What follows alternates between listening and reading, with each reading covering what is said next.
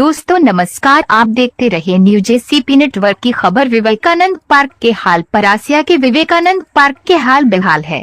Park में सफाई नहीं होने से पत्ते बिखरे पड़े हैं, वहीं झूले टूट गए हैं। देखरेख के अभाव में पार्क में अव्यवस्था है। विवेकानंद पार्क पानी की टंकी के नीचे बना है। गर्मियों के इस मौसम में जब बच्चों को पार्क की सबसे ज्यादा जरूरत है, उसी समय पार्क अव्यवस्थित और बेहाल है। इस पार्क में उद्दंड तत्वों का झूलों पर कब्जा रहता है। फिसल पट्टी टूटी हुई है, झूले बदहाल है, शीशा खराब हो चुके हैं।